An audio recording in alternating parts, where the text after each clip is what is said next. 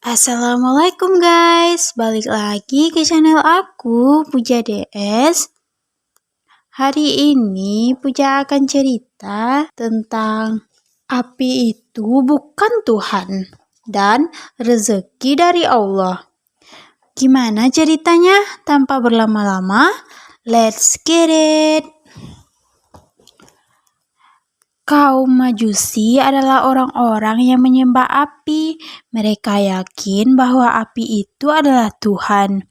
Ada dua orang kakak beradik penganut agama Majusi. Kakaknya sudah menyembah api selama 73 tahun, sedangkan adiknya selama 35 tahun. Aku sudah menyembah api selama 35 tahun, kata sang adik kepada kakaknya. Seharusnya api itu tidak panas lagi kalau kusentuh, sebab aku sudah menyembahnya sekian lama. Aku bahkan lebih lama lagi daripada engkau. Mari kita coba apa api itu masih panas bagi penyembahnya. Nah, cobalah. Sang adik menyentuh api itu dengan tangannya. Au, serunya seraya menarik tangannya itu.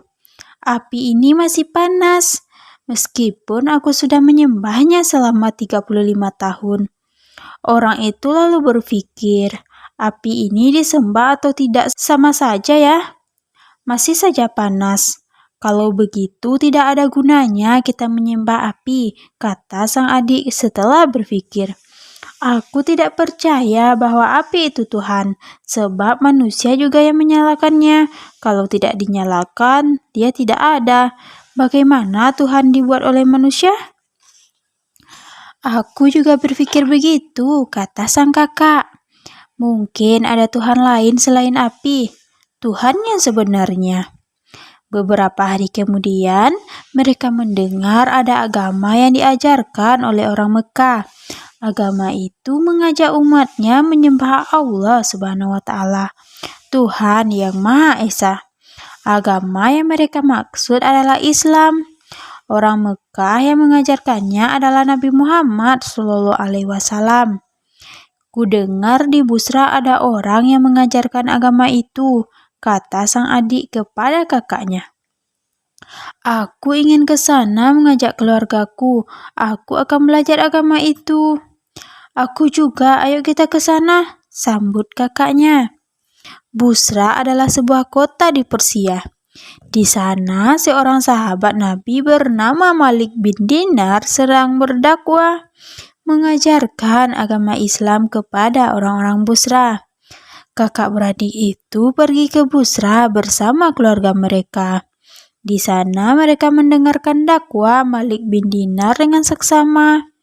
Taulah mereka bahwa Tuhan yang wajib disembah hanyalah Allah Subhanahu wa Ta'ala.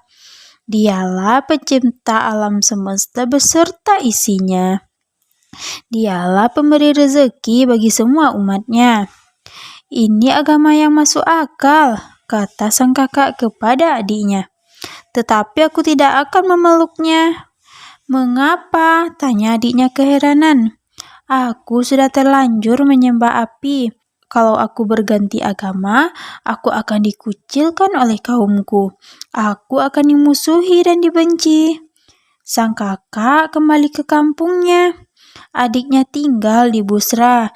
Mereka menghadap Malik bin Dinar setelah sahabat Nabi itu selesai berdakwah. Kami akan memeluk agamamu. Bimbinglah kami, kata orang Majusi itu. Malik bin Dinar membimbing orang itu membaca kalimat syahadat sebagai ikrar memeluk agama Islam. Kemudian orang itu segera pulang. Jangan tergesa-gesa, cegah Malik bin Dinar.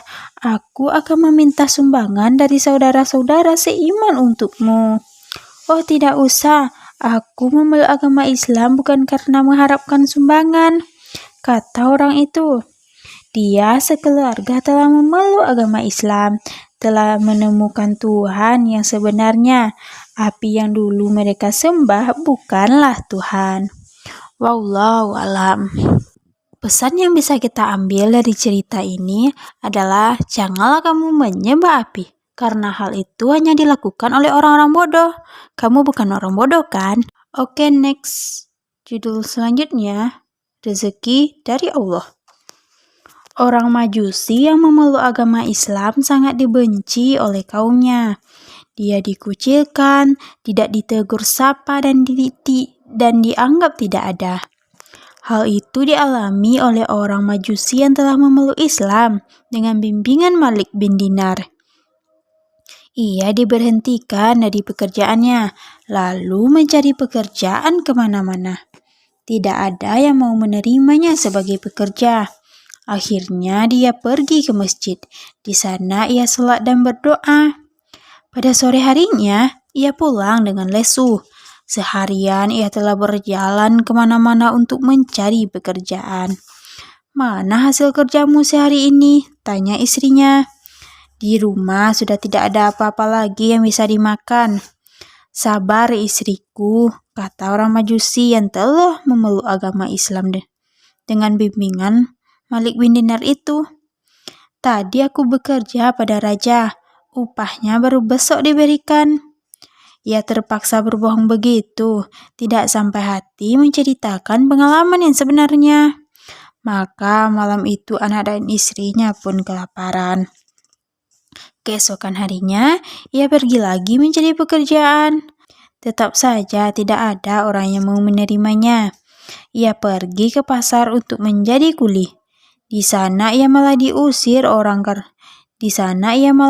orang-orang karena telah ingkar dari agama nenek moyangnya, yaitu agama orang Majusi. Kembali ia pergi ke masjid.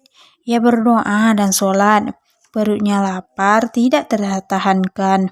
Demikian juga anak dan istrinya di rumah. Sorenya ia pulang lagi. Mana hasil kerjamu? Tanya istrinya. Sabarlah, sahut lelaki itu dengan lesu. Upahku akan dibayarkan besok, sekalian yang kemarin. Malam itu mereka sekeluarga sangat kelaparan. Esoknya hari Jumat, lelaki itu pergi lagi dengan alasan mau bekerja pada raja. Tempat ia bekerja selama 2 hari ini. Padahal ia pergi ke masjid. Di sana ia berdoa, lalu sholat Jumat bersama muslim lainnya. Selesai sholat Jumat, ia sholat sunnah 2 rakaat, lalu berdoa. Ya Allah, Engkau telah memuliakan aku sekeluarga dengan agama Islam. Demi kehormatan agamamu, ya Allah, berikanlah kami rezeki untuk nafkah kami sekeluarga, agar kami bisa beribadah kepadamu dengan baik. Demikian antara lain doa orang itu.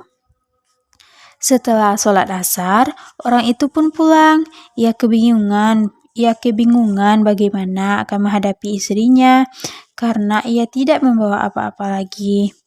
Dibukanya surbannya, lalu diisi dengan debu. Surban itu diikat ujung-ujungnya, lalu dijinjing. Ia akan bilang kepada istrinya bahwa yang dibawanya itu tepung gandum. Entahlah bagaimana jadinya kalau istrinya tahu kalau yang dibungkusnya dengan sorban itu hanya debu. Tiba di rumah ia terkejut bukan main. Di lantai rumahnya ada tikar bagus yang dihamparkan. Bau masakannya sedap tercium olehnya. Istrinya menyambut dengan gembira. Ada orang yang datang membawa upahmu, kata istrinya. Upah apa? Tanya lelaki itu kebingungan. Sang istri bercerita bahwa ada seorang pemuda tampan datang membawa sebuah baki terbuat dari emas. Baki itu bertutup kain sutra. Si pemuda menyerahkan baki itu sebagai upah kerja selama 3 hari. Ia berpesan kalau kau menambah kerjamu, terutama pada hari Jumat, kata sang istri dalam ceritanya. Suaminya keheranan, apa kerjanya selama 3 hari ini? Hanya sholat dan berdoa di masjid. Apa isi baki tertutup kain sutra itu? Tanya sang suami. Uang 1.000 dinar. Subhanallah, 1.000 dinar. 1.000 dinar banyak sekali. Istri lelaki itu telah membawa 1 dinar ke pasar untuk ditukarkan dengan dirham, mata uang yang berlaku di masa itu. Lalu dibelanjakannya untuk membeli bahan makanan dan pakaian. "Apa yang kau bawa dalam surbanmu itu?" tanya sang istri. Tepung gandum," jawab suaminya. Ketika surban dibuka, benar-benar tepung gandum yang ada di dalamnya. Padahal tadi yang dibungkus dengan surban itu hanyalah debu. Suami istri itu bersyukur tidak terkiranya kepada Allah Subhanahu wa Ta'ala. Pemuda tampan yang membawa baki berisi dinar itu adalah malaikat yang diutus oleh Allah untuk membawa rezeki bagi umatnya. Atas kuasa Allah, debu dalam surban itu berubah menjadi tepung gandum. Wallahu alam, Masya Allah. Semoga kita termasuk golongan orang-orang yang sabar ya guys, dan kita tidak menyerah atas kondisi apapun. Supaya kita selalu berdoa dan meminta kepada Allah dan mengadu kepadanya atas semua kondisi yang kita alami. Oke guys, itulah 2 cerita dari aku hari ini. Cerita ini masih aku adaptasi dari buku karya Sofia Mansuri yang berjudul 31 Cerita Bang Daisha. Semoga kita semua bisa mengambil hikmahnya ya. Jika kamu menyukai video ini, jangan lupa like, subscribe, and komen ya guys. Pilih salah satu juga nggak apa-apa. Puja sudahi dengan Assalamualaikum.